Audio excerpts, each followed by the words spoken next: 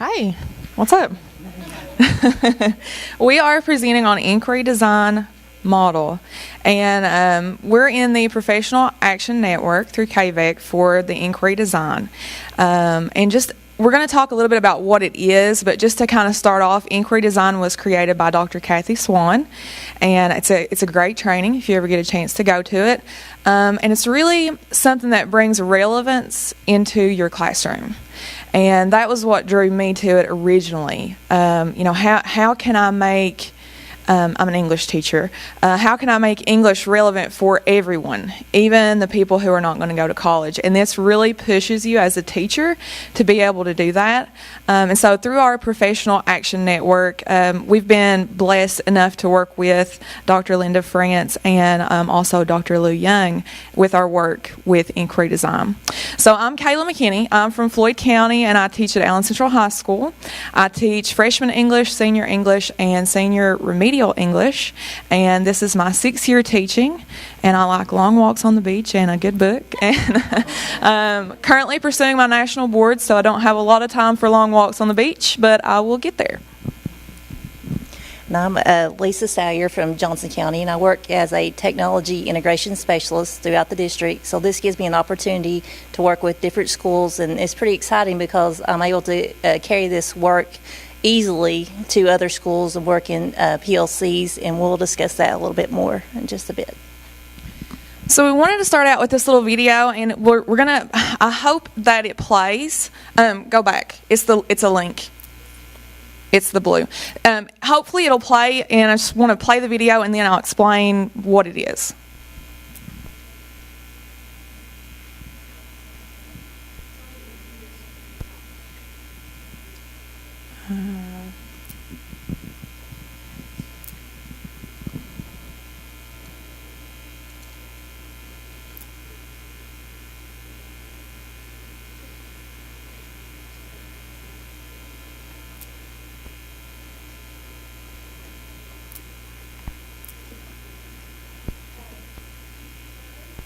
Oh, no, we don't want to do that.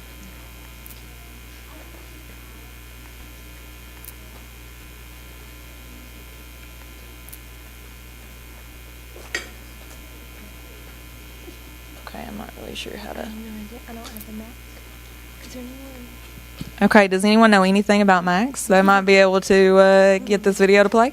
It's on the screen, but it's not showing up there. It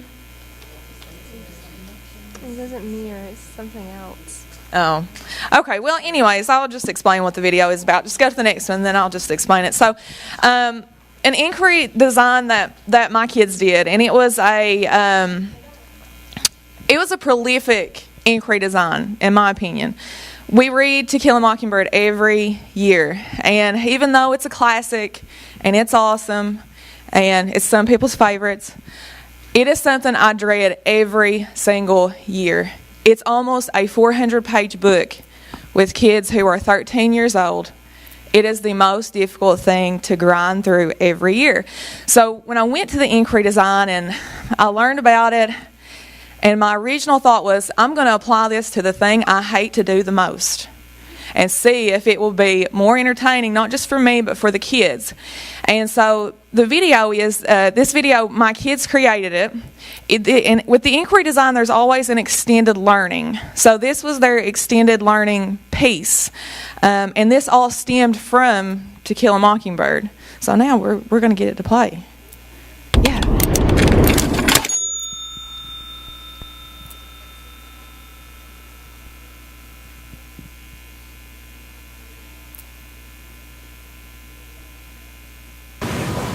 I'm Tom Robinson. Today, I was convicted of a crime.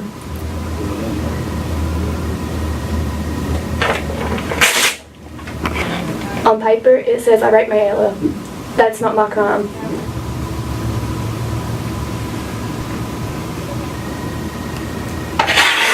My crime is being different.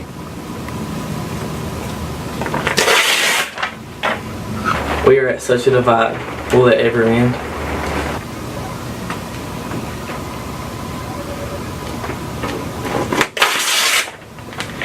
We stand for understanding. We stand for equality. We stand for peace. We stand for unity. We stand to bring love back in our country.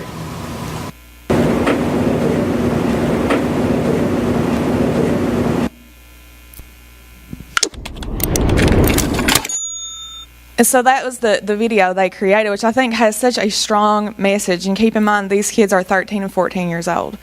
So inquiry design is something that can push you. It pushes your kids, and it pushes just the boundaries of the classroom as far as where you can go and what you can achieve. And that's something that we actually posted. Our community watched that video, and my kids were very passionate about, especially this actually happened pre-election with all of the things that were going on, and they were so passionate about the fact that our country was at such a divide and what can we do. And what really led us to that was that they said, you know, who's going to listen to us? Yeah, we have these ideas and these thoughts and everything, but who's going to really listen to us? And I'm like, you know, and Linda France came and talked to him, and she's like, you guys have a strong voice and people do want to hear you. And so that's what kind of led to it. And this is just something that I wanted to use it as an example of what inquiry design can do for you.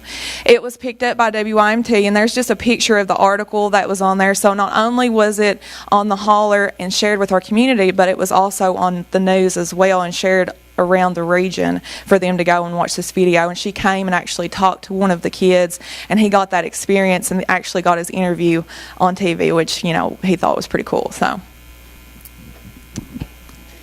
This is just a quote that we found that it says the important thing is to not stop questioning. Curiosity has its own reason for existing. So I thought that was very interesting that, you know, it's still today kids are inquisitive and they want to find answers to things. And so we're going to talk more about ways that kids can create their own questioning, but we can create questions with intention behind those as well. So these are some of the initiatives that we have for this PAN. We're working with IDM workshops, so we've been conducting those in our district level in PLCs, but also having professional learning opportunities. And during these sessions, we haven't talked a lot about C3 teachers, but we'll get to that in just a little bit. There are IDMs that are already created, and they go from kindergarten to 12th grade. So I've been working with kindergarten so far and working on wants and needs unit. And so they're going to be implementing that in their classrooms. As I said, PLCs are a wonderful opportunity to work collaboratively together to create these IDMs. For me, being a primary teacher, cross-curricular IDM was just kind of a natural instinct that I had when I started creating the unit. We're going to talk a little bit about Genius Hour and how we can use IDM with Genius Hour. And one thing that I've been really interested in carrying this forward is using HyperDocs. So using HyperDocs and blending that with IDM, I think that will be a great way to flip instruction. And so have students working independently and freeing teachers up to work with students on individual problems that they may be having. And QFT and IDM, I think that was kind of a natural step for me in the inquiry process in the IDM model. You have a compelling question, but then you have staging the question. So I was thinking about how could we make QFT fit with the IDM model, and I think it's a good use to use when staging the question. So our problem of practice, we're using the inquiry design model to design authentic arguments, projects, and presentations, develop critical thinking, communication, collaboration, and creative thinking skills. And while it is kind of like a lesson plan, it is something that it does exactly what this question asks. The critical thinking, communication, and collaboration is there. And even though the video kind of goes above and beyond, it creates it in even the classes that you think they might not be able to do this, but it creates that relevance and interest in the lesson to get you there. And so our global digital foundation is solution, creativity, collaboration, media, and information. You want to explain? Yeah, this is just an example of students working on the cross-curricular projects. So trying to incorporate all the different things, like in music, art, dance, and in the inquiries is one thing that I've really been engaged in. So we were looking at how the problem was identified. So we looked at teacher observations, pre-assessments, student surveys, student disengagement. That is always an issue. So we're always looking at ways that we can engage our students, and I think her clip shows exactly that, how we can create real world problems and have them be a part of that. And also research from leading educators. And the outcomes, increase in student engagement. In the pictures here, this is another inquiry design unit that I had done with my seniors.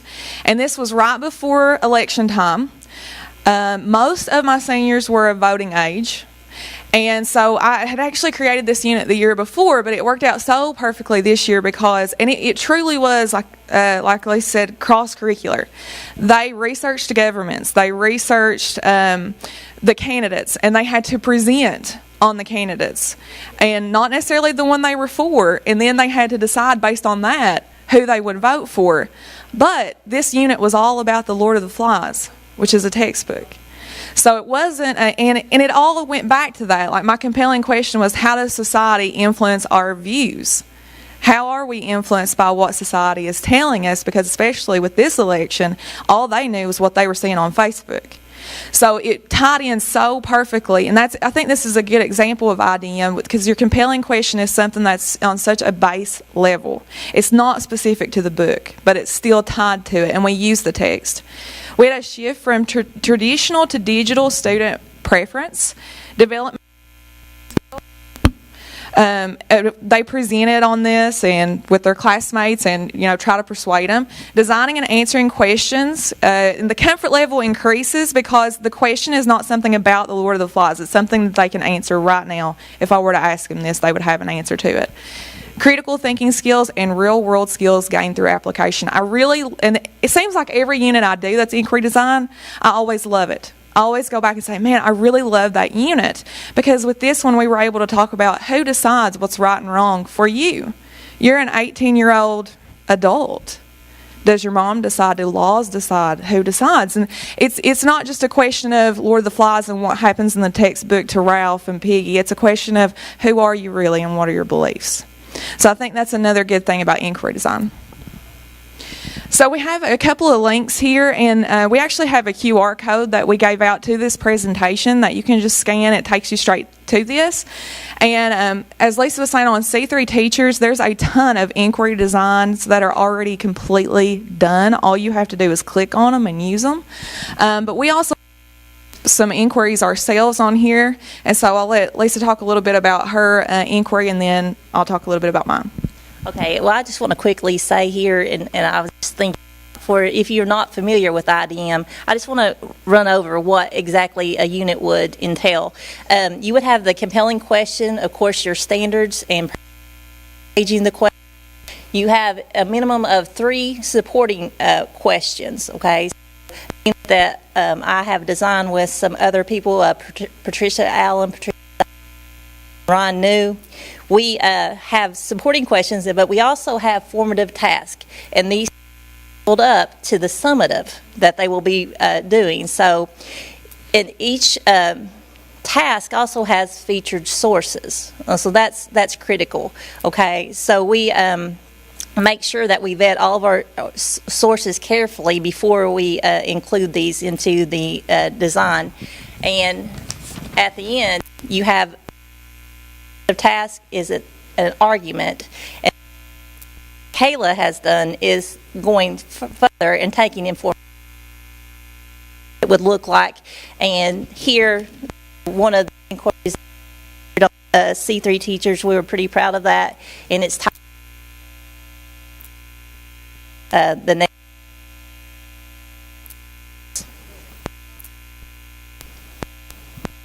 Okay. It's always technical.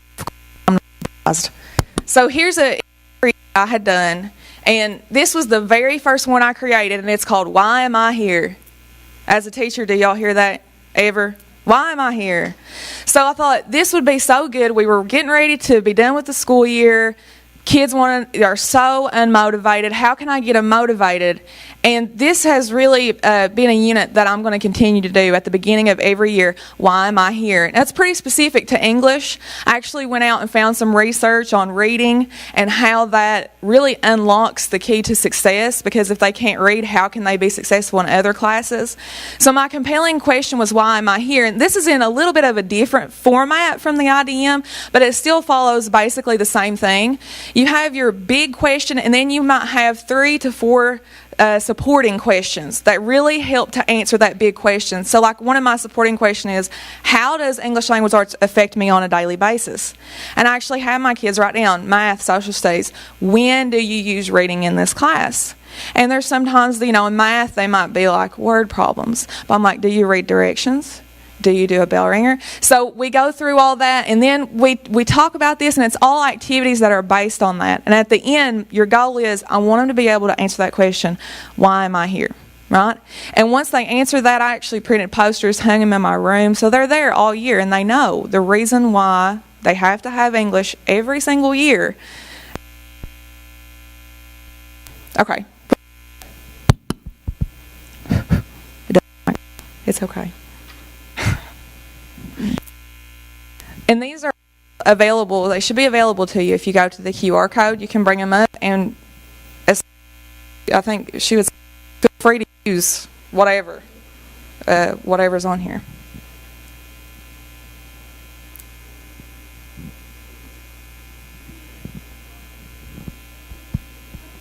Okay, go ahead to the next one. Our next steps, we're just going to continue to schedule IDM professional learning opportunities. And I know I've trained teachers in my building. I'm sure you've trained teachers in your building, and just have them carry that on throughout. Use HyperDocs to promote inquiry-based learning. Schedule collaborative teaching opportunities for IDM lessons. So if I'm a pro at using IDM and I have someone in my building who I think you could really benefit from this, come in and see this kind of thing and really get them. And I always encourage my teachers just to try it, and that's how you really learn how to do it. Just try it. Implement Genius Hour to promote student interest using inquiry projects. In the next year, I'll be in a new school because our schools are consolidating, and we're going to have a whole block that's dedicated to Genius Hour. So I'm hoping to see how inquiry design can kind of fit into that some, and see what we can really do with that. Did you have something you want to say on that one? I just wanted to. Okay. And then on C3 teachers, I don't want to brag on myself. I feel like I'm bragging on myself. After I went to the original inquiry design training, I was just so motivated by it. I wrote Kathy Swan an email, and she's like, will you please write a blog? And this is actually posted on C3 Teachers, and I guess it can be seen nationally, which is pretty cool. But that's on there, and there's a link to it if anybody wants to read it. It's just about my experience with IDM and what it did for me as a teacher. And we just want to say special thanks to everybody that helped us from KVEC, all of the lovely people who were kind of standing on our shoulders. C3teachers.org is the website if anybody's interested in going to it. And again, all the links and everything is provided here from your QR code. Thank you.